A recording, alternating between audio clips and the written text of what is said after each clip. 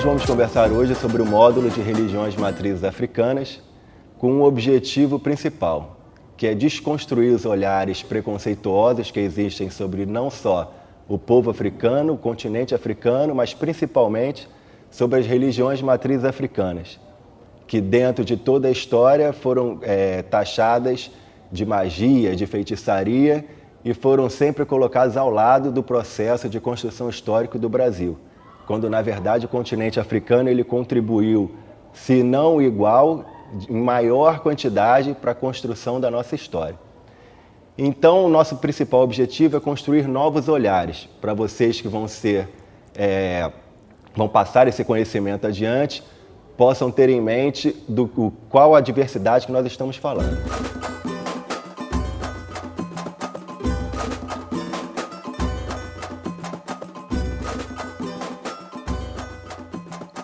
Essa diversidade religiosa, nós vamos ver um pouco mais à frente, ela vai fazer parte da construção histórica de toda a nossa história, não só da história religiosa, na história da dança, na história do costume, na história da música e na história do relacionamento.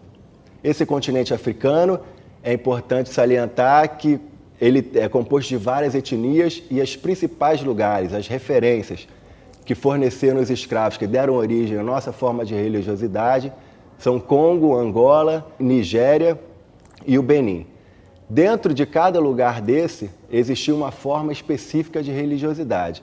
Não existe uma forma de religiosidade tipicamente africana. Existem formas de religiosidades totalmente africanas e sempre com elementos de vários lugares ao mesmo tempo. Cada cidade, cada lugar, cada etnia, ela tinha autonomia em relação ao seu culto. De que forma se dava essa autonomia? Cada lugar tinha seu próprio sacerdote. E esse sacerdote, ele entrava em contato com o divino, com os seus deuses, com seus orixás, com suas entidades de maneira específica. Esse foi um grande problema encontrado quando os colonizadores chegam na África. Quando eles chegam na África, eles chegam com uma fé, com um Deus, e encontram uma comunidade povoada de deuses, povoada de entidades, que habitam aqueles lugares. E existe um problema em relação a isso, que é a questão do poder de dizer o que deve ser aceito como religiosidade ou não. Pelo lado europeu, um Deus e uma fé. Pelo lado africano, vários deuses com várias possibilidades de crenças diferentes.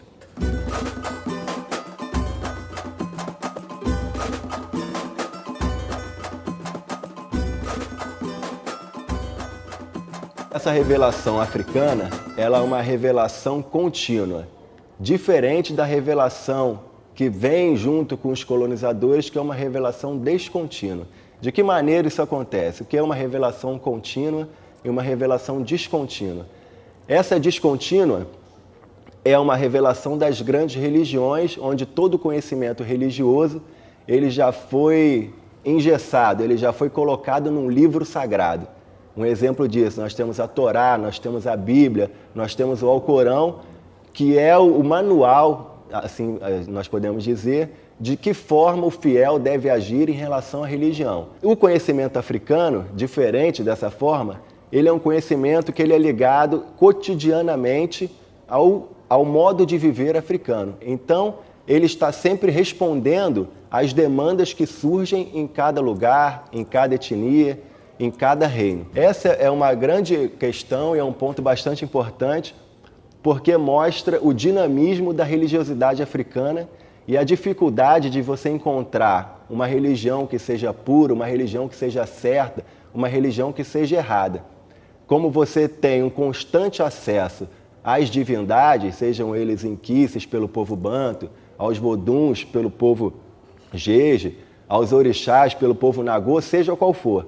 O princípio é você estar sempre entrando em contato com essas divindades para resolver os seus problemas mundanos. E essas divindades, elas vivem, o mundo dos vivos, ele vive em constante contato com o mundo dos mortos. Então você tem sempre uma relação de troca. Você vai poder sempre fazer alguma oferenda, você vai poder fazer colocar alguma bebida, algum ritual, sempre em relação ao seu problema pessoal e principalmente, que é um ponto que a gente tem que destacar bastante, em relação à coletividade.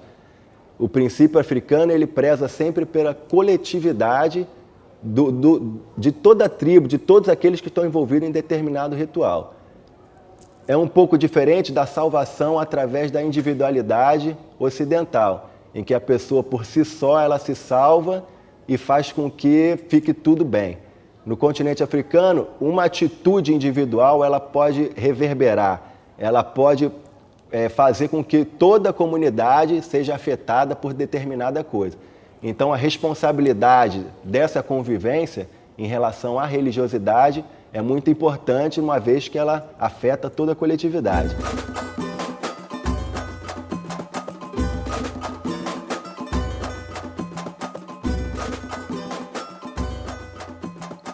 Nós temos hoje um grande preconceito com relação a grandes famílias, né, que normalmente nós sempre ficamos relacionados a não ter planejamento familiar, a não sabe o que está fazendo, não se previne, mas era uma forma completamente legítima de se fazer lembrar para que você pudesse novamente retornar a esse mundo. Então, quanto maior a família, maior as chances de você ser lembrado pelos seus parentes, pelos seus amigos, pela toda a rede de relação criada a partir dessa família e você poder novamente retornar a esse mundo. Não ser lembrado, não ser cultuado é uma das piores coisas que pode acontecer, porque essa pessoa não vai novamente retornar, não vai novamente entrar nesse mundo de circularidade e retornar novamente para o mundo dos vivos, digamos assim. E o orixá, o surgimento a princípio dele, ele se dá exatamente dessa forma. Ele é um ancestral que teve seus feitos em vida reconhecidos por uma grande parcela de pessoas. E aí ele se torna orixá porque ele conseguiu extrapolar o seu nível social, o seu nível, digamos assim, seu núcleo familiar. Ele conseguiu fazer com que seus feitos fossem reconhecidos para além dos seus limites de relação, de relações familiares. E é aí que surge o orixá, porque ele passa a ser reconhecido por mais pessoas do que normalmente ele deveria ser. Os orixás que vieram da África para o Brasil foram orixás, deuses e divindades, que tinham uma participação efetiva naquela vida vivida no cativeiro. Então, um exemplo, nós temos o orixá Omulu, que vem por causa das doenças. Temos Oxóssi Ossan, que vem com as ervas. Temos Iemanjá, a fertilidade. Temos Ogum, da justiça. Temos Xangô, do raio, do trovão, da tempestade, Yansan. Então, todos os orixás que vieram, eles tinham alguma funcionalidade, eles tinham algum papel a desempenhar dentro desse novo contexto que surgia. E é um papel que vai ser desempenhado dentro de um sincretismo junto com os santos católicos, que é um grande problema, é outro grande questionamento que a gente deve ter bem claro para não começar a entender os negros como submissos e que faziam coisas escondidas dos senhores para que pudessem cultuar os seus deuses. Não existe só o meu Deus e os deuses dos outros não são capazes de me ajudar. Que, na verdade, é uma das grandes belezas do continente africano e da religiosidade africana, que é aceitar a diversidade que existe para além da sua forma de culto religioso.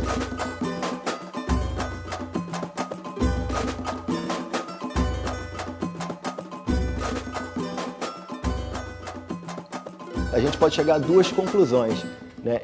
Esses negros se renderam à fé católica ou foram obrigados a aceitar a fé católica? Eu acredito que de nenhuma coisa nem outra, porque a partir do princípio que você acredita que os deuses dos outros povos, das outras religiões, ele pode interceder por você da mesma maneira que o seu Deus intercede quando você necessita dele, não existe nenhum problema em você fazer com que esse Deus também ele seja usado a seu favor. Numa situação difícil como de cativeiro, como de escravidão, você poder contar com os seus deuses africanos e contar com os deuses católicos é muito melhor, traz muito mais conforto do que você colocar esses deuses católicos como simplesmente um sincretismo. E você coloca os negros numa condição também de submissão. Acredito que o problema do sincretismo, que é um dos problemas mais discutidos em relação a esse tema, ele é, na verdade, mal interpretado na medida que, sim, ele é sincretizado, mas ele existe a devoção ao orixá, existe a devoção ao santo católico, e eles não são a mesma coisa. São entendidos de maneira diferente, mas que podem responder às suas demandas. Não existe a pureza africana, porque a pureza da divindade africana, ela é construída diariamente através do seu cotidiano.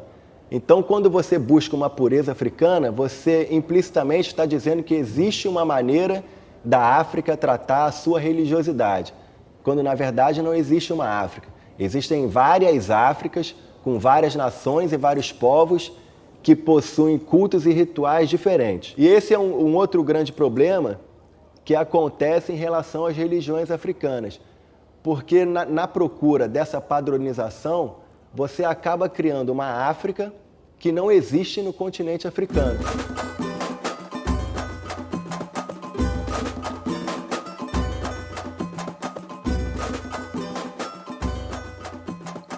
O candomblé, quando surge com esses orixás. Em 1830, nós temos os 3 principais terreiros, que são o terreiro do Casa Branca. Depois, a partir de uma divergência para a sucessão, surgiu o terreiro do Gantuá. E depois, uma nova divergência na sucessão do Casa Branca deu origem ao terreiro do Ilê Axé Opô Afonjá.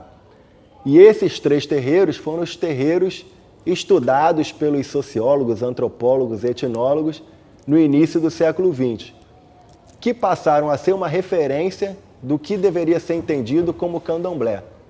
Como são terreiros de origem nagô, com os orixás presentes nos seus rituais, tudo que foi estudado a respeito do candomblé foi estudado dentro desses 3 principais terreiros, que a gente pode chamar de a Santíssima Trindade do candomblé baiano, e foi colocado como que o que tivesse fugindo daquela forma de ritual não fosse considerado legítimo. Então, no candomblé, a gente vai ter principalmente o culto aos orixás. Esses negros eles vão ficar localizados principalmente na Bahia. Você vai ter o culto aos orixás, o toque específico de cada orixá tem seu toque específico. Você vai ter os instrumentos que vão ser responsáveis por chamar esses orixás, por trazer esses orixás aos trabalhos que vão ser realizados. Então você tem, normalmente, os 3 grandes tambores. Você tem o rum, que é o maior, o rumpi, que é o médio, e o lê, que é o menor, e você pode ter, em algumas casas, o agogô. São elementos fundamentais, porque são esses elementos que despertam, que trazem os orixás dentro dos rituais e fazem com que os médiuns entrem em contato com essas divindades.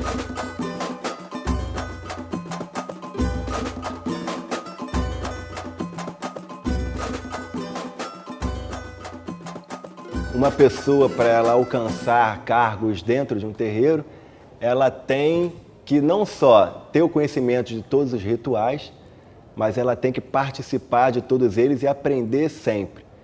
E você tem, então, o conhecimento sempre passado pelos mais velhos, que é sempre o princípio, um dos princípios africanos, o princípio da ancestralidade, do conhecimento, ele está sempre com a pessoa mais velha daquele determinado reino, daquela determinada etnia. Uma especificidade bastante interessante em relação a isso é porque o sacerdote da religião afro-brasileira, ele é um sacerdote que ele é feito, que ele é criado na sua vida normal, diferente das outras religiões que retiram aquele sacerdote da sua vida, digamos assim, mundana, e coloca ele em determinados lugares onde ele vai aprender, onde ele vai ler, onde ele vai estudar, onde ele vai se formar, mas ele fica deslocado da sua vida mundana.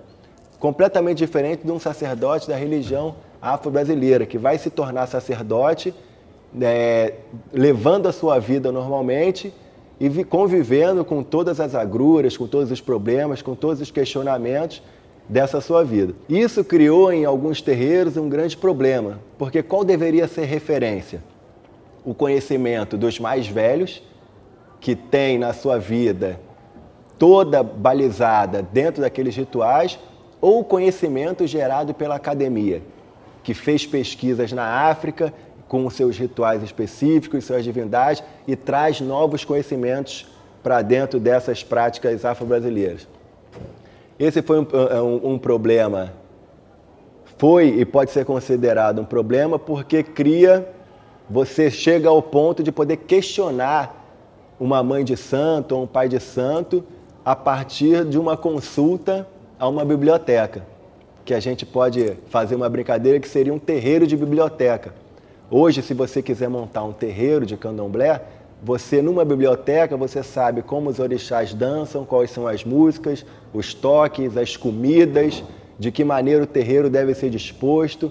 Você pode completar toda a sua falta de conhecimento, entre aspas, de vivência efetiva, com uma consulta aos livros. Isso criou um grande problema dentro dos terreiros, especialmente com relação à tradição. Porque esse conhecimento escrito, ele passou a gerar uma ideia de tradição, que é completamente o contrário do que preza o princípio africano, que é sempre a renovação. Então a resposta divina, ela não pode ser colocada dentro de uma teoria mundana. Então nenhuma forma de engessamento, nenhuma forma de estrutura pode ser colocada dentro da religiosidade afro-brasileira, porque sempre que você procurar estruturar, você vai estar fugindo ao princípio fundamental da religiosidade. Um dos pontos fundamentais é esse também. Não existe uma regulação a respeito da religiosidade afro-brasileira. O que eu acho importante não haver mesmo, porque na medida que nós pensarmos em alguma regra para a religiosidade afro-brasileira, ela vai ter que ganhar outro nome. Porque ela não vai ser mais a Umbanda, ela não vai ser mais o Candomblé, ela vai passar a ser um outro nome que foge diretamente ao seu princípio.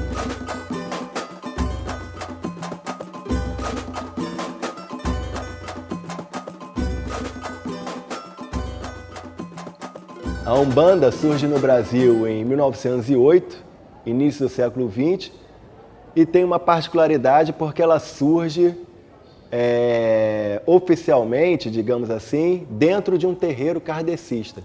Então, uma reunião de médiuns kardecistas. É importante a gente lembrar que o kardecismo é uma religião que, entre seus adeptos, está sempre uma grande parte da elite carioca, né? Surge em São Gonçalo, no bairro de Neves. Como o kardecismo é baseado nos escritos de Allan Kardec, você tem que saber ler, tem que saber interpretar. E dentro dessa reunião que estava acontecendo lá no bairro de Neves, uma das pessoas presentes, o Zélio de Moraes, teria então recebido um caboclo no meio dessa reunião, o caboclo das 7 encruzilhadas. Logo assim que ele recebeu essa entidade, esse caboclo, né, os participantes da mesa reprovaram de imediato aquele acontecimento, porque é uma contradição. Como pode, numa mesa de letrados e da elite, um caboclo, né, um ignorante das matas, querer passar algum ensinamento para aquelas pessoas? Então, ele foi colocado para que ele saísse dali, e a partir daí, Zélio de Moraes ficou com função de fundar 7 tendas espíritas de Umbanda. Então a Umbanda ela surge principalmente com uma base especialmente kardecista. Ainda que o Zélio tenha saído daquela mesa kardecista, ele continuou com a sua trajetória kardecista. Então a Umbanda traz muito do kardecismo. Traz também, seguindo o princípio africano, como nós já colocamos, o culto à ancestralidade, que é o primordial nessa tradição. Então a Umbanda começa como? Ela começa fazendo o culto aos ancestrais da terra. Quem são os ancestrais da terra? Ao povo indígena. Então nós temos os caboclos, as caboclas, que vão ser parte desse ritual umbandista, e aos ancestrais africanos, que vão ganhar aqui o nome de pretos velhos, os pretos e as pretas velhas. E essas entidades, a diferença fundamental da entidade para o orixá é que a entidade ela já teve vida, já esteve encarnada. E como ela tem esse princípio kardecista dentro da Umbanda, ela é uma pessoa que já esteve em vida, morreu, mas que procura fazer trabalhos de caridade, que é um dos princípios kardecistas, para que ela consiga, de certa maneira, a sua evolução enquanto ser espiritual, para que ela não precise mais retornar a esse mundo. Então a Umbanda, essas entidades que trabalham na Umbanda são completamente diferentes dos orixás que trabalham no Candomblé. As entidades na Umbanda, você entra numa gira de Umbanda, você se consulta com as entidades, você fala com as entidades, você negocia com ela, você conversa, né? Você bebe alguma coisa oferecida, você come alguma coisa oferecida. Completamente diferente do orixá no Candomblé, que você não entra em contato direto com ele, você apenas vê a sua manifestação. E se você quiser conversar alguma coisa, você vai conversar com o responsável pelo culto, com o pai ou com a mãe de santo, que através do jogo dos búzios vai dizer para aquela pessoa o que ela precisa fazer, o que é necessário.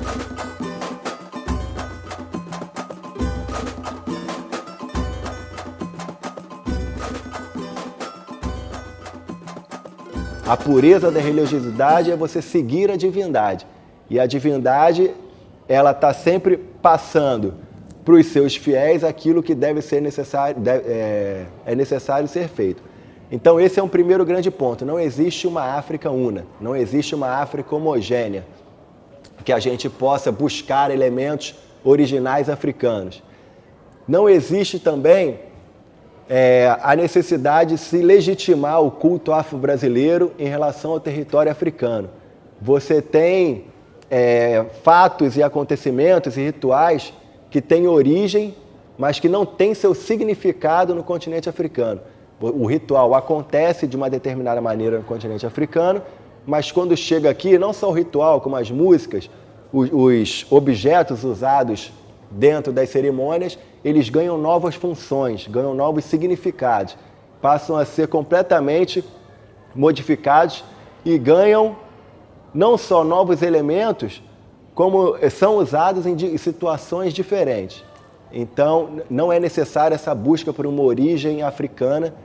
É claro que é necessário para a gente entender de que maneira esse princípio acontece. Mas o princípio é o princípio da diversidade, é o princípio da pluralidade religiosa, que em nenhum momento está preocupado com a legitimação daquilo que está sendo feito dentro dos terreiros. Para finalizar, a gente pode entender não como uma colcha de retalhos. Ela não é, tanto a Umbanda como o Candomblé, elas não são vários elementos que foram pegos de diversos lugares e costurados um no outro, formando uma colcha. Essa não é mais a ideia. A ideia é a ideia de uma bricolagem. É uma ideia que esses elementos, uma vez que eles se juntam, eles se transformam num terceiro elemento. Eles não guardam as suas particularidades, eles são ressignificados. Então, a intenção primordial é essa da pluralidade africana e da Umbanda como Candomblé como circularidade, sempre com a inovação, sempre com novos elementos atuando no seu ritual e fazendo com que ela seja sempre atual, que ela esteja sempre ligada ao que está acontecendo. A religião afro-brasileira tem essa possibilidade de adaptação constante e sempre se modelando, se reestruturando de acordo com o mundo onde ela está inserida.